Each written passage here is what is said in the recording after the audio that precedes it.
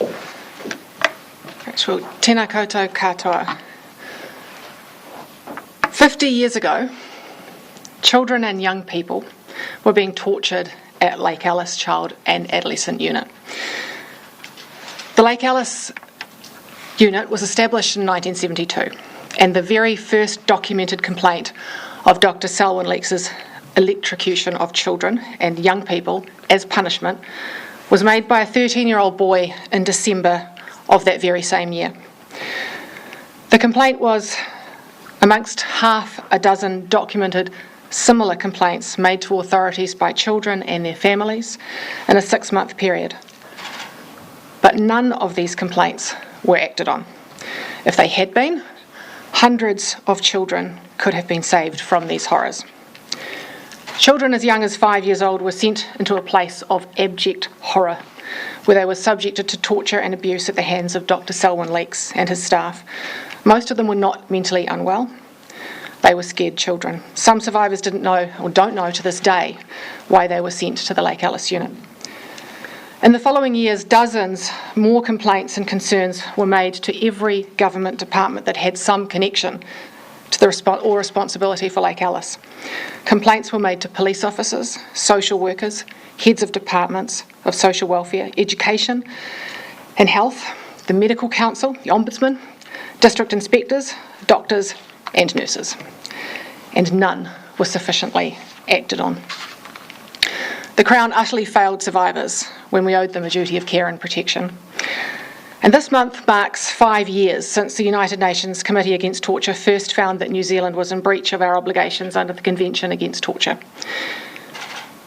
It is to successive governments' shame that it has taken this long to take responsibility for what happened. Our acknowledgement on the 24th of July that children and young people at the Lake Alice Psychiatric Hospital Child and Adolescent Unit were tortured, as defined in the United Nations Convention Against Torture, was decades late. It should never have required 2 cases at the United Nations and a Royal Commission of Inquiry, and yet it did. Today, I am announcing the details of redress for survivors who were tortured at the Lake Alice Unit. It is never possible to write for compensation for the torture of children. The Cabinet has agreed to recognise those remaining survivors for the torture that they suffered in the care of the state. It also serves as an expression of our immense regret as to the countless ways in which they were utterly failed by so many people for so long.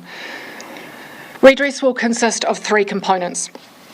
A one-off payment which recognises the torture of children and young people by an independent arbiter who will make determinations on payment amounts.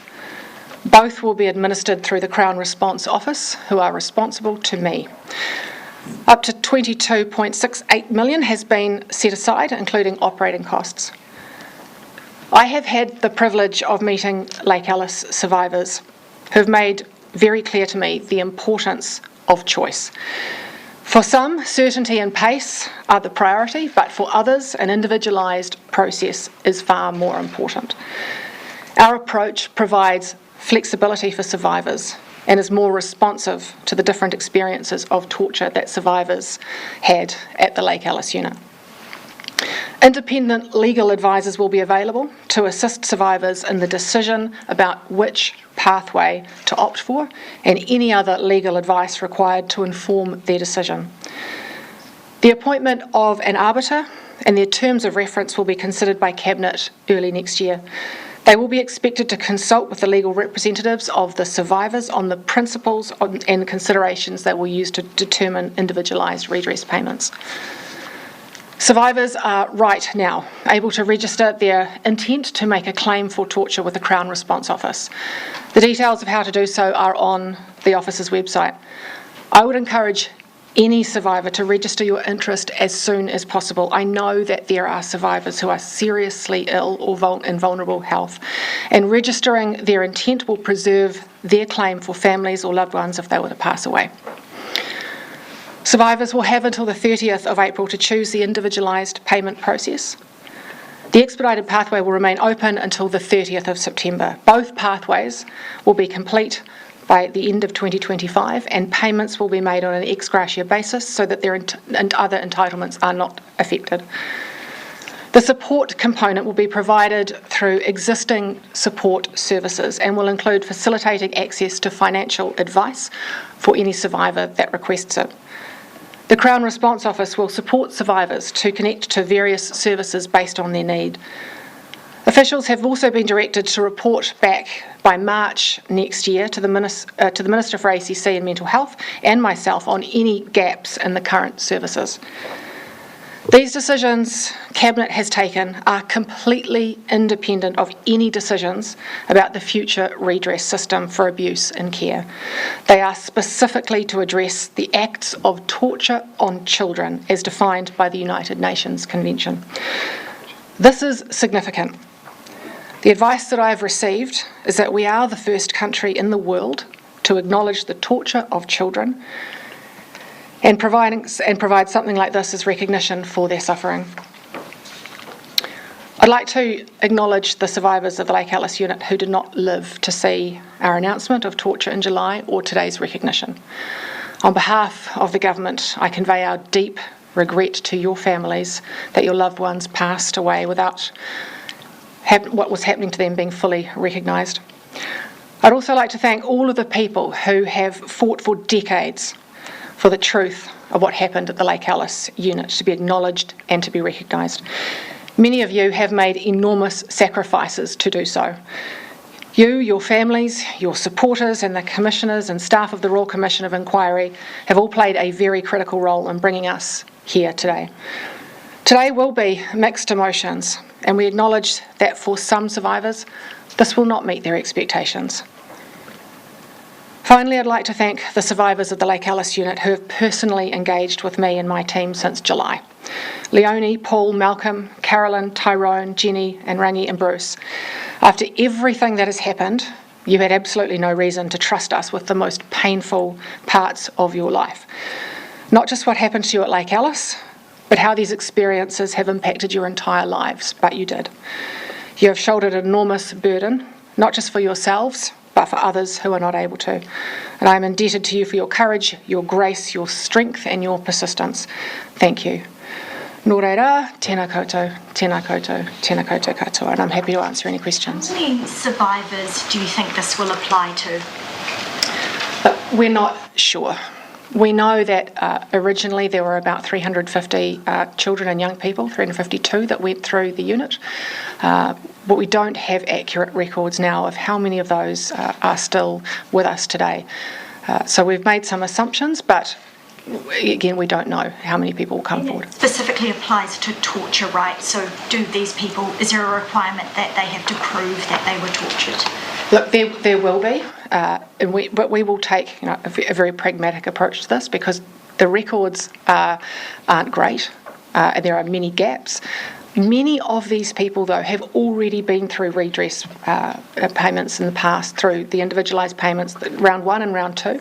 They will already have the records and notes from what happened then, and many of them have been through the Royal Commission as well, so they will have all of that. So we're expecting that most survivors will have some form of information about what happened to them and to meet that requirement. How quickly could people get that 150,000? That will start from March. In terms of you said ex gratia payments, is that what you meant in terms of some survivors have already accessed some money? Is this money, is it capped or anything? Is that money they've already received deducted from what they might be entitled to now? No, there are a number of Lake Alice survivors who have been through redress in the past. This is a new material circumstance of torture. This is a very separate payment on top of those payments that were made for abuse and care. And we don't know what the top end might be because we are leaving that to the independent arbiter to make his decision around where that will sit. Have you been eligibility? You mentioned the criteria would involve torture. How are you encouraging at this point anyone that went through Lake Alice to just sign up on that website in case they might be eligible? People will be able to see the criteria and they will know if they were administered paraldehyde or ECT at Lake Alice, they will be eligible. In terms of the individualised process, separate from the rapid payment, what sort of things will be brought into consideration when determining how much money those people will receive? Look, that's to be determined by the arbiter in conjunction with the lawyers on the panel that we're putting forward. And we've made a really deliberate move to use lawyers that the survivors have already mentioned to us, the great lawyers that they'd like us to use, so we've tried to use as many of those as we can. So the independent arbiter will work with those legal representatives to set those parameters and those terms. Are any of those going to be capped, $150,000, but if an independent panel finds that they believe someone's entitled to significantly more, will you put any cap on that, or what they say goes? We're not putting a cap on it, but Ministers of Finance will provide a package earlier next year when we know how many people have opted in. So we've done some rough calculations, very rough, because as you know, we don't know how many people will enter this process. But we're not putting any cap on it. It'll be up to the arbiter to make those decisions on where people sit. And if someone goes through the rapid payment scheme, gets $150,000, they potentially see someone with a comparable situation go through the individualised process, they might get significantly more. Can they then go and apply for more to retrospectively go through the individualised process, or once they've signed up for the rapid payment, is that it? Yeah, well, look, survivors will have that choice. Either the rapid payment, for many of them that's what they want, or the individualised pathway, but they will need to choose one or the other, and that will be fine. Legal advice on that, right? You Yes. said that you'd have legal advice, so if they're confused or not sure about that, they will have independent legal advice, independent from the government? They will have independent legal advice available to them, but I'd also just go back to what I said earlier about most of these people have been through redress before, and they know broadly where they sit because they've done all this before, and so they have also that information available to them, but it's really important that they sit down with their legal representatives and work through that process. Is $150,000 a final figure for you if the arbiter takes one case and comes back and comes up with a figure that is significantly higher? Will you change that $150,000 to be more in line with what the arbiter finds? No, the Cabinet has set that amount and we won't be changing it. How did you arrive at that $150,000 figure, and can that really truly compensate for the horrors of torture? No, as I said in my opening remarks, that there is nothing that we can do that will ever make up for the horrors of what happened at Lake Alice. But it was important to Cabinet to provide survivors with the recognition for the torture that they suffered. And can I just say that, as I said in my opening remarks, we are the first to acknowledge this. There is no direct comparison. There are some other countries who have paid out for acknowledged torture in very different circumstances. So, there are no direct comparisons here. Family members, so for those who have died, are their family entitled to anything under this approach? This was something that Cabinet considered really carefully. We have decided, as we did with the legal payments and other payments, that in order to register, the survivors will need to be alive. And we have made that in conjunction with previous decisions around redress. So the current redress system, you do need to be alive in order to register. But if you pass away during that time that you're going through the process, your family can continue on. How did you balance coming to that decision, given in your opening remarks you talked about how this had taken an unfairly long amount of time on successive government's watches? Yeah, you're right, and it was a really tough decision. It wasn't an easy one to come to. There are some people who've passed away in the last 3 months. There are some people who passed away in the last 5 years. There are some people who passed away soon after they left Lake Alice. And so it was a Cabinet decision to keep it in line with all the other redress payments. We've heard a lot about how a redress system isn't fit for purpose for a range of reasons, but do you agree that principle should stand going forward?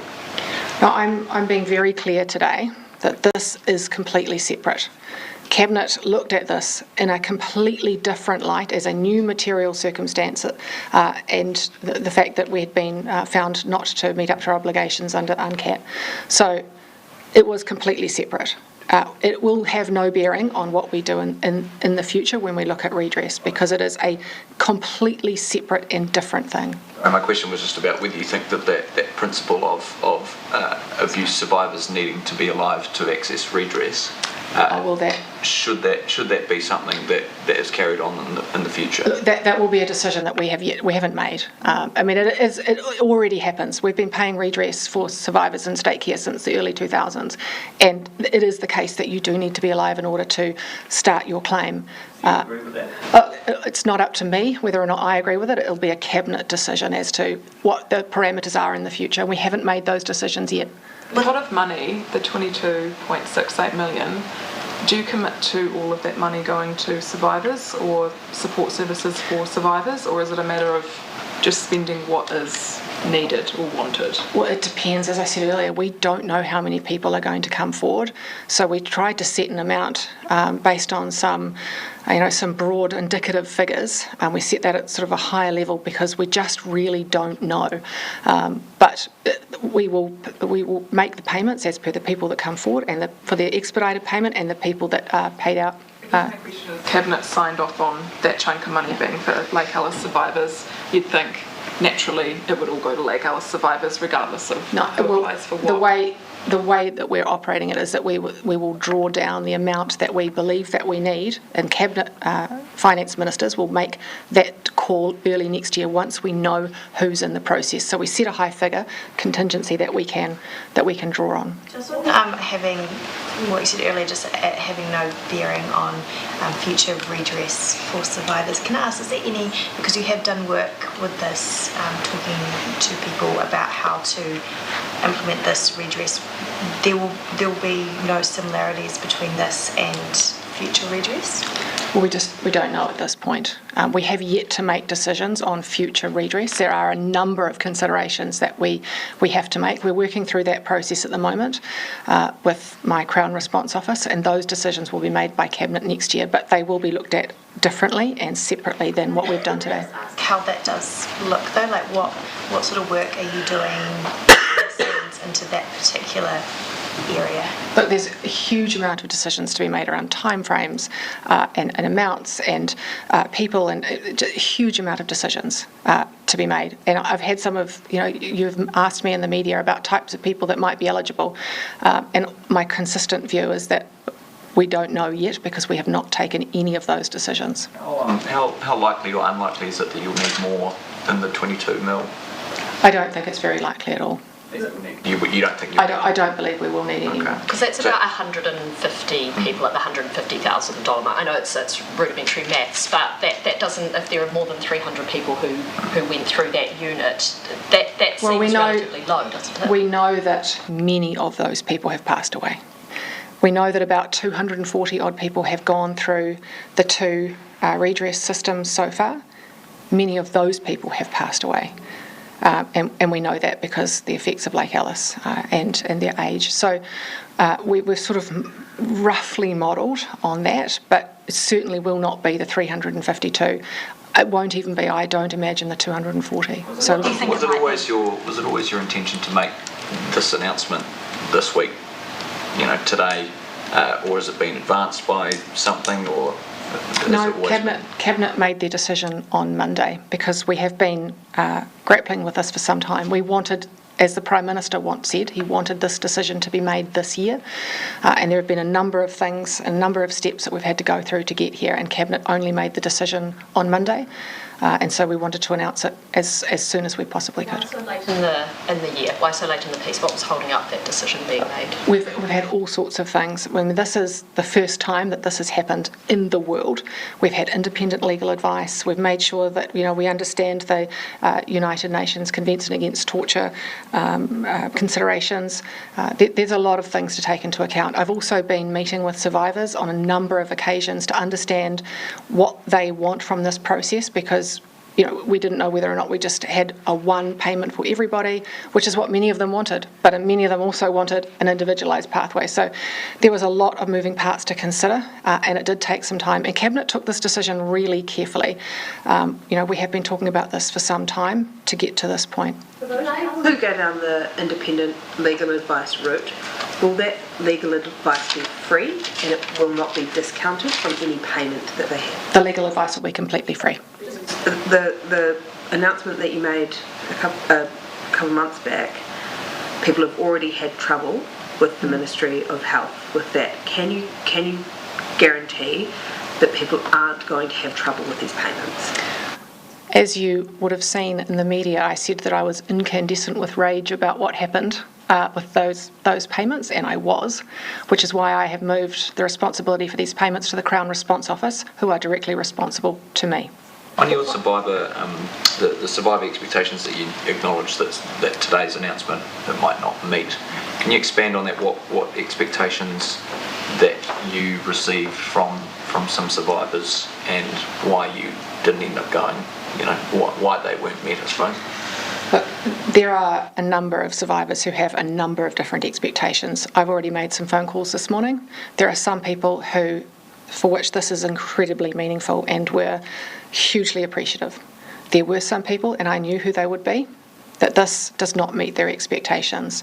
And the expectations of survivors are wildly different.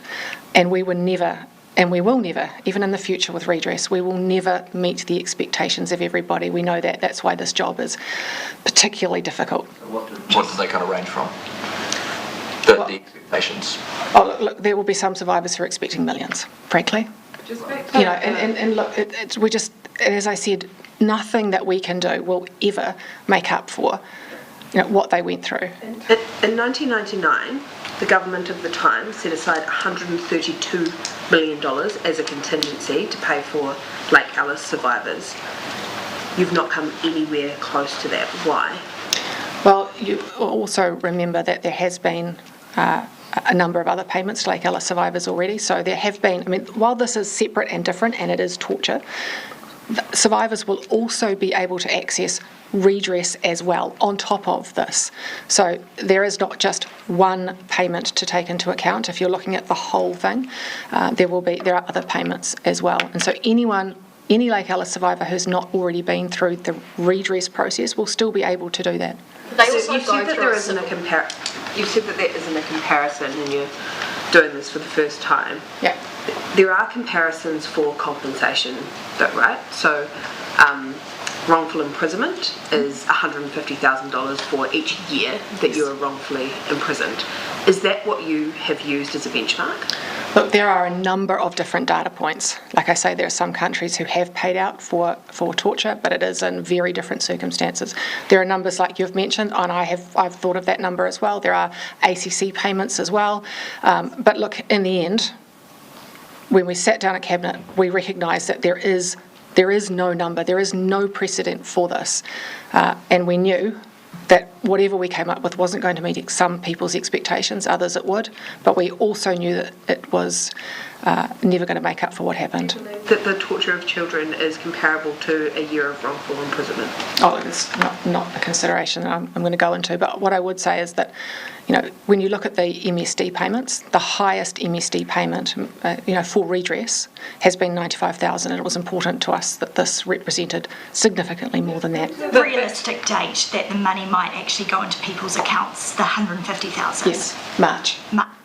And just on the dates, why have you set a cut-off there both for the different parts of the scheme? We know that for some people there has already been time, but for some people it takes them a while to come forwards. They might not hear the news, they might not have the ability for a variety of reasons to do that. Why should some people in a short period of time be able to access it and not into the future? But we know many of the survivors, and we would make every attempt through our networks and through their networks to contact as many of them as possible. Firstly, just to register, to get started with this process. It's really important to us to make sure that we had this done next year, because we don't want people to continue to wait, and we know that there will be people, as I said, who need, frankly, that immediate payment, and others who can would want to go through the individualised process. But it was important for us to make sure that by the end of next year we had acknowledged torture at Lake Alice to all of those survivors. If someone came forward in October, November, December next year and said, I missed this, I've missed the cut-off, here's my claim, would you still consider that? Look, it's not something that Cabinet have decided. We haven't made that decision. We put these in place so that we can start to make decisions around what does the package look like for the individualised process, and that's why we had to set those dates. Is there anything you can do for the family members of people that have died? I know you're going to send a fresh letter of apology as part of that 3-step process. That's something that you could do in lieu of being able to give compensation or redress money? Look, it may well be something we could take into consideration because we do have some of their details, but certainly for the vast majority of them, we won't have contact details. No sort of commitment on that. It's just, I guess, what you've been able to say today to family members that might be watching this or reading articles after, in terms of what acknowledgement they can take on board for the person that has died. Yeah. Like as I said earlier, it was a really tough decision to come to for the parameters that we set around this. Look, it's something that we can consider, making apologies to those family members, but as I said, we don't have contact details for even the people that are still alive, let alone the many people who have passed away over many, many decades. So it would be... And the support services, you mentioned financial support services, anything else? Also access to existing services. We know that for many... Is it like counselling and... Counselling and rehabilitation through existing services like ACC. But what we do know is that for many Lake Alice survivors, it has been very difficult to access those services. So we want to make sure that they have a much smoother and easier pathway to get access to the services that they need. Further to Laura's question, if you're saying you're going to have hard deadlines on when applications have to be made or interest needs to be registered, and you're saying you guys don't have contact details for people who went through this, let alone their families. So one might suggest that means that the government needs to be going kind of above and beyond to be able to reach out and contact these people to make sure that they are aware of this kind of stuff. So what work's being done in that space? Well, that'll be up to the Crown Response Office, so we will task them with making sure that this is spread far and wide. They have a number of different networks of people, of survivors of Lake Alice, and they have their own networks, so we will contact people through those networks, and the Crown Response Office will make every endeavour to make sure that every person is able to put their application in so that we can start the process. And that was my last one. Given to second-degree torture, so having to witness torture and the trauma of that. Look, as I said earlier, this decision was informed by the United Nations Convention Against Torture, so we were only looking at those people according to those settings that were tortured at Lake Alice, so not for anyone who witnessed. One more question. You started your presentation talking about how long we've known about this, those first disclosures, that this has been on the record for a really long time. Your colleague, the Attorney General, Judith Collins, went to the UN in 2014 and said that there was no state torture happening in New Zealand. When I asked her about it the other day, whether she would correct the record with the UN or apologise, she said certainly in 2014 I had no knowledge of any torture. She pointed out that those questions were asked in response to Iran and said, I'm happy to put New Zealand's record as a government, as a state, as a country up against Iran any day. Is that the correct response? Did she have knowledge of this in 2014? Did the government have knowledge, and should you be apologising for putting the UN wrong on that? Look, I can't answer to what people knew and didn't know, but I think you've asked Judith Collins and she's given you her recollections and her answer. I have to correct the